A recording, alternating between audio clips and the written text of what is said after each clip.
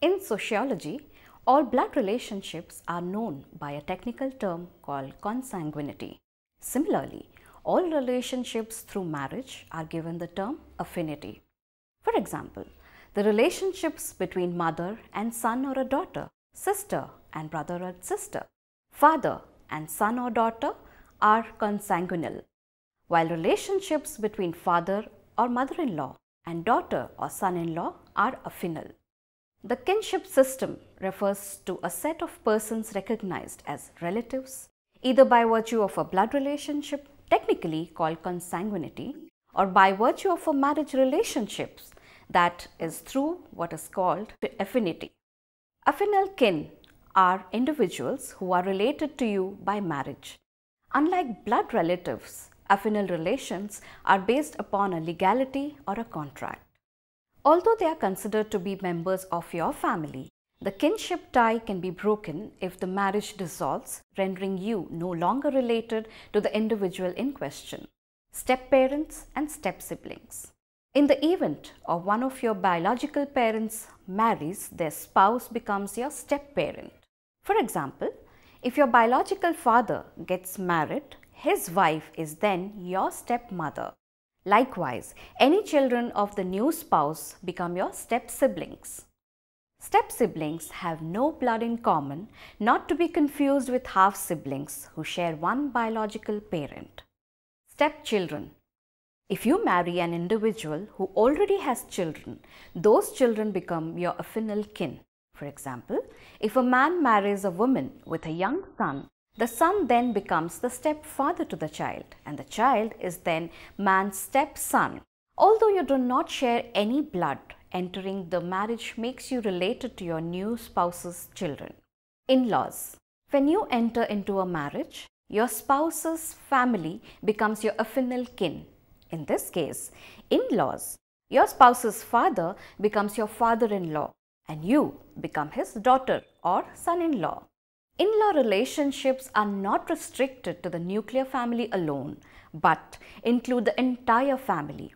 For example, your spouse's uncle becomes your uncle-in-law and you become his niece or nephew-in-law. Nieces and nephews. Nieces and nephews refer to your siblings' children, and these are blood relatives. For example, if your brother has a daughter, that child is your niece. But children of your spouse's siblings are your nieces and nephews as well. These nieces and nephews are your affinal kin. Affinal kinship in India. In both North and South India, we find the application of one principle of descent, either matrilineal or patrilineal. Irrespective of a society being either patrilineal or matrilineal, the kinship systems in both regions emphasize the role of affinity in social relationships and networks. This means that relationships established through marriages are important in both the systems. The distinction between bride givers and bride takers is recognized in both North and South India. Undoubtedly, the degree of emphasis on affinity does highlight the essential difference between the two systems. Yet, Dumont has tried to discover the underlying similarities between the kinship systems in North and South India. According to him, the very recognition of the distinction between bride givers and bride takers across North and South India shows the basic similarity in the kinship system. In all societies, so also in simple societies, social recognition of mating among their members is arranged through the institution of marriage. Monogamy is the most popular type of marriage found in simple societies. Few tribal groups also practice polygyny, where a man has more than one wife at a given point in time. This institution is indicative of the fact that the Toda give emphasis to social rather than biological paternity. In-law relationships. Relationships with in-laws are a special category within kinship systems that has not been widely studied. Generally, kin relationships are defined by either blood ties or marriage ties. Blood relationships are bound together by genetic lines, but relationships based on marriage are bound together by law and a code of conduct that accompanies them. In-law relationships are unique in that they are defined through a third party by both a marriage and a blood relationship. Some anthropologists have argued that in-law relationships are important to societies, both past and present, because they represent an alliance between two groups of blood relations. In these cultures, in-law relationships are clearly defined and circumscribed by explicit institutional arrangements and prescribed and proscribed behaviors. In Western ideology, however, the husband-wife marital bond is the central family tie and supersedes claims of the extended family.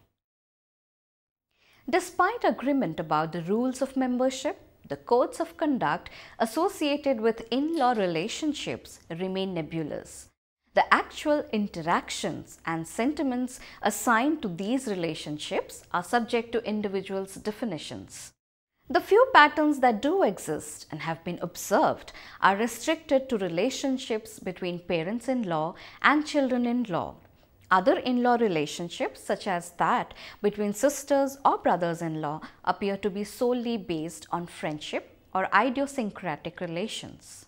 Very little research has been conducted on affective relationships between parents and children-in-law, but there is ample evidence in the popular culture of negative attitudes toward mothers-in-law.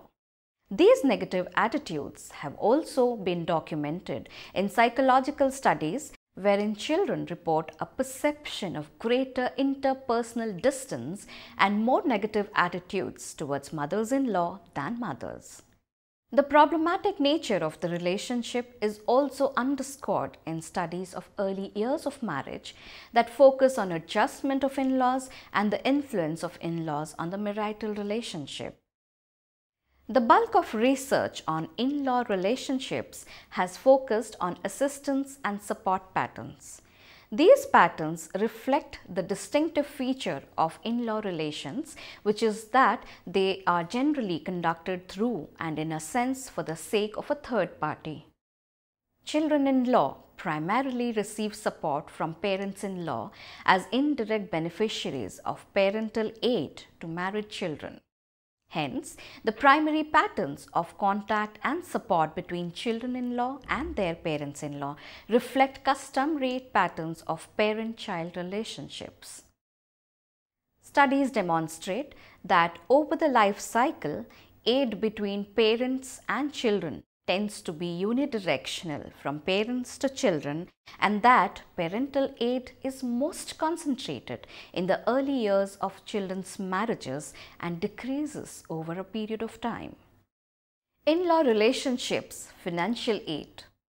Although financial aid most often begins and is concentrated in early years of marriage, aid in the form of services reaches a peak during preschool years of grandchildren. Both gender and class differences have been observed in provision of parental aid.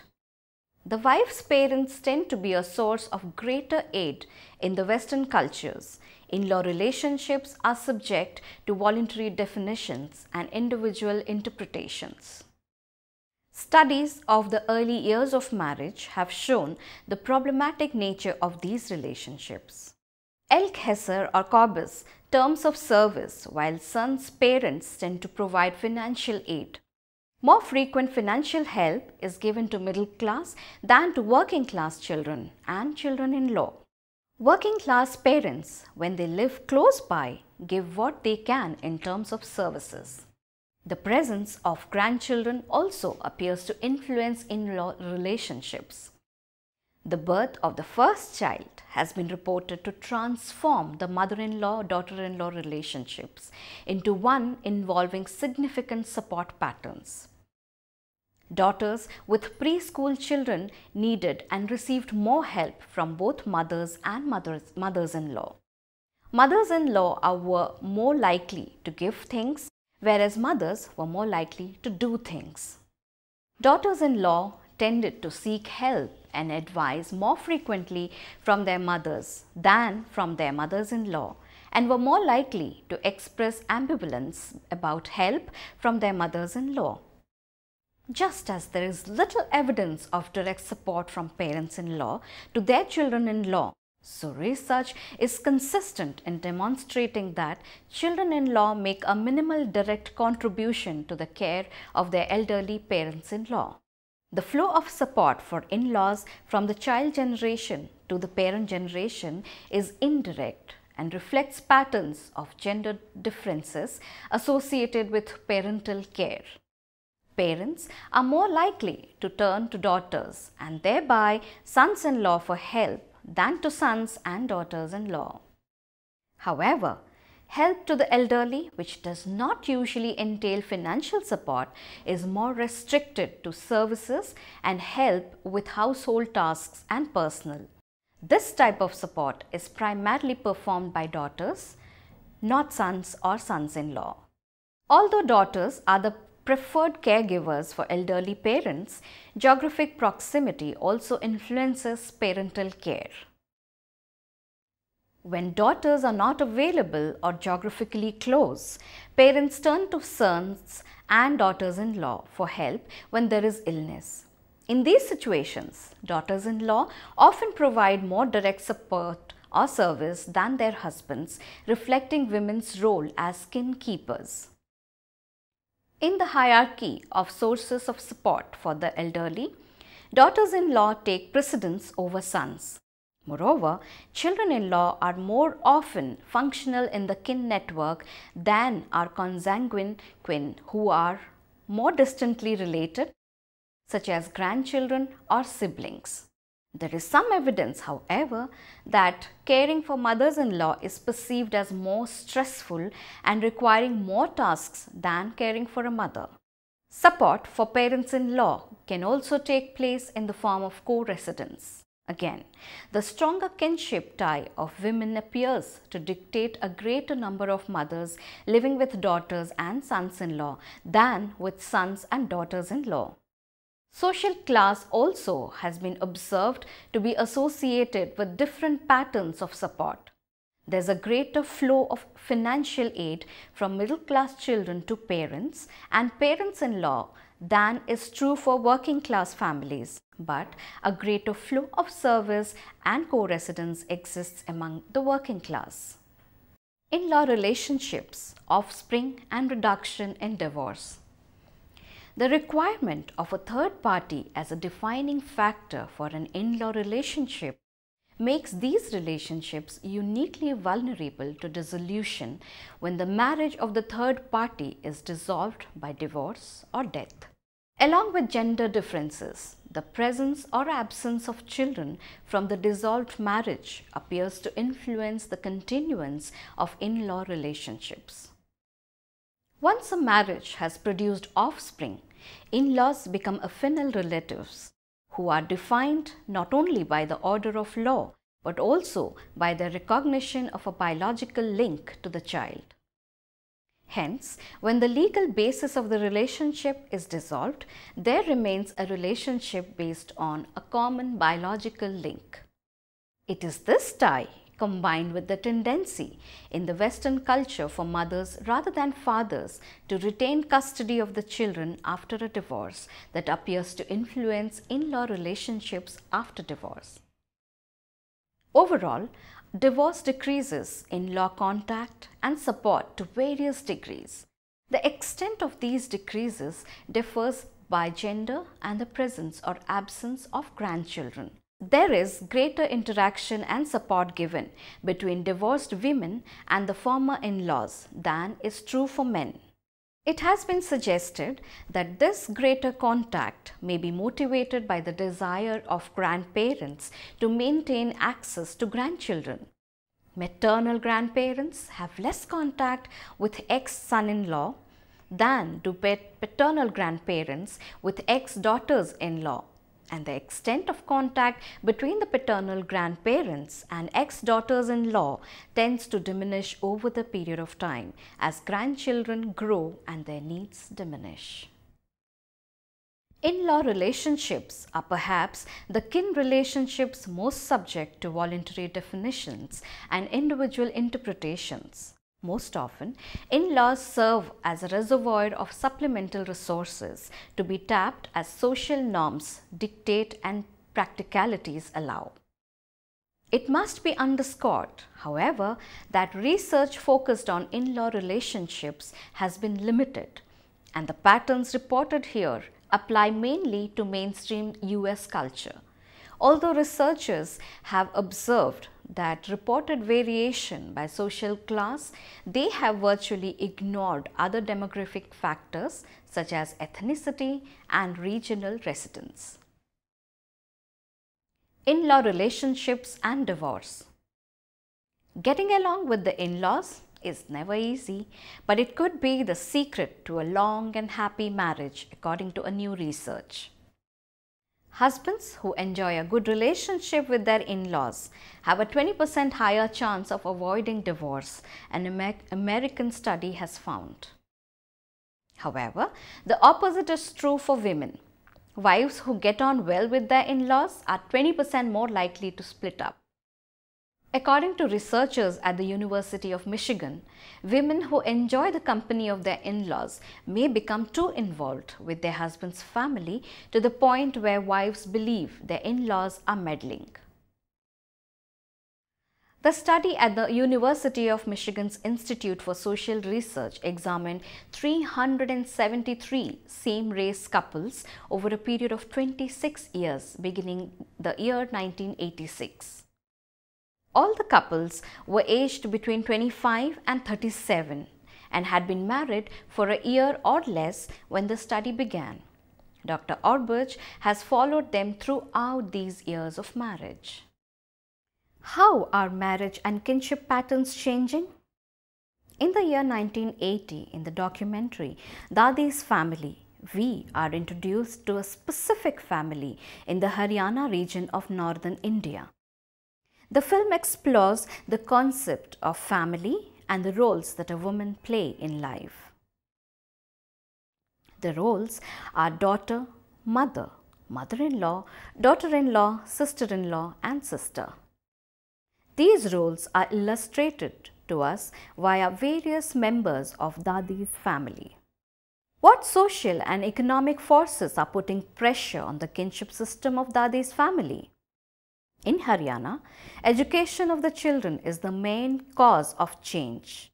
In Dadi's time, women were uneducated and illiterate, making the ability to even marry be seen as a blessing to them, regardless of the type of husband they married. The only way for them to survive in the society was to get married and work very hard in the new family. For their low status in society, illiterate women had to defer to her in-laws. They had to be subservient and submissive, not talking back to their husbands, sisters-in-law or mothers-in-law. However, these relationships have been changed due to an increase in education. As majority of the farming families in Haryana come from an inferior caste in society, this puts a pressure on the women to secure a husband and keep him for economic security. The system of kinship refers to a set of persons recognized as relatives, either by virtue of a blood relationship, technically called consanguinity, or by virtue of a marriage relationship, that is through what is called affinity. Everyone has very strong ideas too about what is the correct and proper behavior of different kin towards each other, such as deference, respect, familiarity, avoidance, kindliness, protectiveness, and so on, as the case may be. All such aspects of kinship relations tend to be taken for granted unless or until one is confronted with the kinship practices of other people. It is a fact that, however strange other people's kinship practices may at first appears to be, a closer look will usually show them to be functional. They are useful for the maintenance of the society as a whole, contributing to its continuity over time and containing the conflicts that might potentially disrupt it. Kin means relative, and the study of kinship is the study of biological relationship based on the fundamental fact that man is a mammal. This means that man produces through social relations, and the children have to be matured and nourished. Thus, there are two kinds of biological relationships. First, there is a relationship between man and woman, which is a relationship of marriage. And there is the relationship between parents and children, which is a blood relationship. Sociologists have given technical terms of relations by marriage and by blood relatives. And these are affinal relationships and descent relationships respectively. But kinship is not merely study of biological relationship, because it is quite possible for a man to adopt children which are not biological his own, and so kinship must be redefined as a study of social aspect of biological relationship.